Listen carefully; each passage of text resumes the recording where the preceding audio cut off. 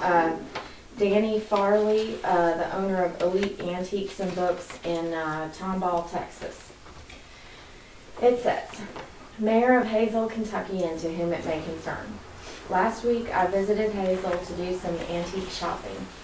I have been going there once a year for a few years and have always enjoyed the experience. However, I was sorely disappointed when I got to Charlie's antique shop and the doors were closed with a letter fastened to the door. I am taking the time to write this letter because of my own personal experience in my hometown of Tomball, Texas. 15 years ago, Tomball was known as the place to go antiquing in the greater Houston area. We had over 50 antique shops with many dealers in several of the businesses. One particular shop was the best and most successful antique shop in town, and I had about 1,500 square feet rented in that shop. The city of Tomball decided the owner had too much junk, and they took the building by eminent domain and had it demolished. They eliminated the eyesore, but one by one the other antique shops began to struggle. The demolished shop was the biggest advertiser on the radio and the newspaper. People came to Tomball from all over the Houston area, as well as the entire state of Texas, much like Hazel, Kentucky. As the shops went out of business, the city sales tax dropped, and the city budget started having trouble balancing. We never dreamed that one thriving business could have such an effect over the entire antique district in an old downtown Tomball on Main Street. It may be too late for my experience to be of any help to Hazel, but I wanted to take the time to tell you about my thoughts on the subject. Everyone working together is a much better situation than being selfish and stubborn to insist on getting their way, no matter who it hurts. I noticed that many of the buildings in Hazel were for sale. The town had a good thing going for a small town. I traveled a long way from Houston to enjoy shopping at Hazel. I met several dealers last week and simply would like to see things go back to the way they were last year when I was there. Thank you for taking the time to read my letter. I will call before I come next year to see how things are going. Who did they send that to? Who was it sent? Me. It was sent to me. It was sent to, well, it says to the mayor too, so it may have been sent to City Hall. Also, I don't know. I also have one that said that they had responded on the website, so I don't know. I mean, on the city's website, I assume, not on mine. I have another. This one is from Francis Thompson, Cerulean, Kentucky. This one is to the city of Hazel. I guess this is the one that was responded on the website. It says, I responded on your webpage right after Charlie's Antique Mall closed. As you can see by my address, I live quite away from Hazel. However, Charlie's was the shop that had things that I collect, and I came there numerous times a year and have been doing that for the last 10 years, probably more. I saw that the shop Mr. and Miss Esri ran had already closed, and I shopped there sometime also. As the antique shops are what put Hazel on the map, and without them you would be in trouble financially, I would think, I don't understand why you are doing everything you can, why you aren't doing everything you can to keep all of them open. If Charlie's doesn't open back up, my 3 friends and I won't be coming back to Hazel at all.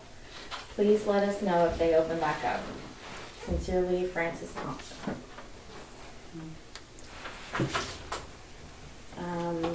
And Nah, I wouldn't. I mean, just wanted to read those since they were addressed to.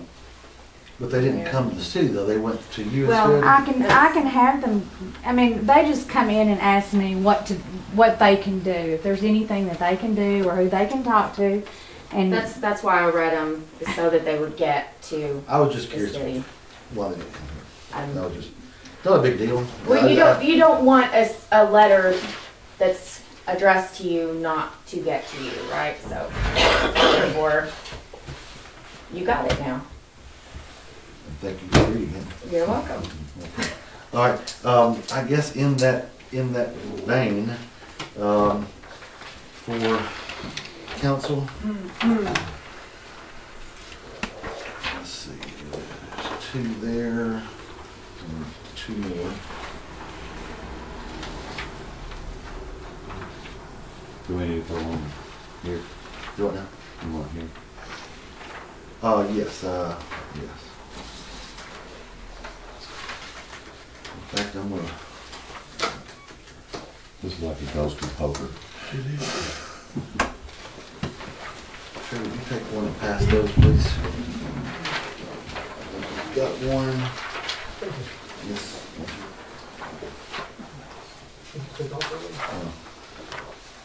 Anybody missing one of these? This is a settlement proposal based off discussion that we had at a previous meeting. We've yet to hear anything back on it. It's been approximately 3 weeks. And We made a proposal. Hang on. we discussed in that meeting potentially eliminating criminal penalty provision, which we have not done. And that's something we can bring up tonight if you'd like to. Second thing is, we discussed if privacy was an issue for him, how can we best alleviate that? And so Mr. Coleman was there, and he drafted this and he floated this across to Mr. Haverstock, and we've yet to hear anything on this. However, I do now, Lori, I know at one time you said that did you by any chance have the that ordinance in place that shows the business license ordinance where it has the lines across it? Because if you also choose to do this, to eliminate the criminal aspect of this, you know, first off, if they accept this, they're going to need to. But you know, we could do it in good faith of just doing it ahead of time, and try to eliminate the issue. What do I do? I have it. I've got it. All right, you keep looking for it. In the meantime, you know, the letters that you wrote, the letters that you read, I understand those, and I'm happy with Lark if he opens up tomorrow. Mr. Goff can open. It's his choice to close. We just want compliance with ordinance, and I know we can go back and say, well, you know, he didn't want to turn over names and stuff, and well, we had to have that. And then it comes up, well, in 2007 you changed things. You put criminal in there, and you had to have a list. And I know the list becomes an issue. If before 2007 we didn't have to have a list, and this helps alleviate part of the list issues. Just I was about to know say, who to is send there the any bill. way possible, because I know everybody around here is tired of hearing about the list, because everybody's idea about the list is different. And listen, And nobody can come up, we can say it till we're put in place what the list is, but then it goes by what the wording is and anything. Is there any way possible that maybe we can look at in the future of getting the word list out of there and keep the meat of this whole thing together? oh, changing the wording of that's easy. That's what As I'm long saying. as you get the same thing. but Exactly, you gotta keep the That's meat. a- You keep the meat of Sorry. the meat of the original ordinance intact. The problem here is the word list. That is what everybody's mentioning. I'm not, well, it may be, I don't know, I just Because know. everybody's saying, well, this person doesn't have to do a list, this person, you're making him do a list. You keep it where If the submission of names has to be given to City Hall. Scooter, we just can't beat around the bush on this. Names and addresses, blah, blah, blah. It's unnecessary. There's How no. would she know who to send a renewal notice to, Megan? If the guy pays a master business license, we don't need a list. But there is no There ordinance for a is master. no business master business license. license. And why That was the not? whole thing, was that they did want to turn in a list of names, and it's been brought up that they had to be done every year. If all we want is to collect the business license money, Let's collect the it's not business all we license want, money Megan. and That's go not on about all our we business. want. You know what though, It's Megan, about following the law. I'm not getting into this I know, again. and I think we all talked about it, and I think we all talked about it in a nice, We beat it agreeable way. to death. And I know, and I feel that way sometimes, but some have been in it, you know, it's a little new and fresher. It's not patient. It's the financial aspect of it is not 100% of everything. That's, and I think you and I talked about one time when I was at work and stuff, we were discussing about, part of the original aspect of this, of a business license, no, first off, who's doing business in your town? Because originally, it was to make sure you didn't have, and I'm not, this is not an allusion towards any business whatsoever, but this is just an example. That you want to know who's doing business in your town. In this scenario, if there is not an issue, if Mr. Goff doesn't really mind in the people coming up and paying their business license, the list would never have been an issue. 2007 amendment would have never happened, and I wish it would have happened that way. I promise you. We wouldn't be having this discussion right now. We wouldn't be going a 3-year litigation. Carrie, it doesn't matter who did what when, who started what, who's mad at who. It really doesn't matter. What matters is where we are now and where we're going from here and what we can do to fix this. This is stupid. This whole thing is stupid. I agree. Yeah. I agree. And but we have the power to end it. does anybody else have the power to do it? We do. We're responsible adults. I agree.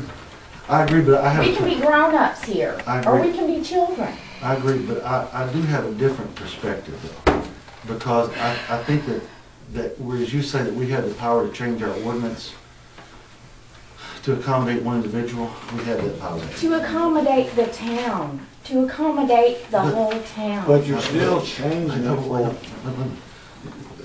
We'll do this, if we need to, we'll raise hands or something, or ask for whatever, we'll do it parliamentary procedure. Changing a law when the rest are abiding by it, I think that's the issue everybody seems to have. And I understand there are ramifications. There's ramifications for when someone closes, and that wasn't good. I don't think it was good for Hazel. I don't think it was good for other businesses. I don't think it's good for the council. I don't think it's good for us personally. I don't think it's good for Mr. Goff. And I certainly wish that it wasn't as big of an issue, and I wish before 2007 he would just had people come up and do like everybody else did. And all we're trying to do right now, Megan, I think, is if that criminal thing hanging out there was a problem, I could be done with it. Why are we, what do you want, Carrie? What do you want? I want compliance. You want names.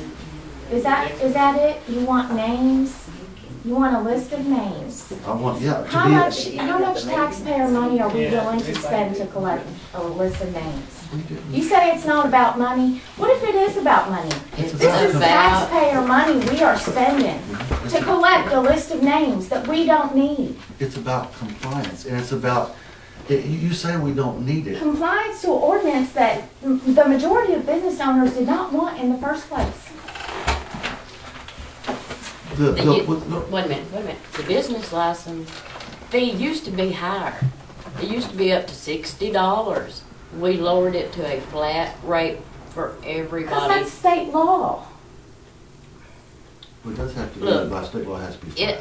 Exactly. This is about following the law. Either you follow the law or you don't follow the law. We And then make you've the got law. people that condone not following the law. We make the law. okay, can I ask something real quick? Just out of curiosity. We Okay, did make okay, it was just said, you make the laws and you follow the laws. When this was brought up in 2007, the ordinance was made in 1947.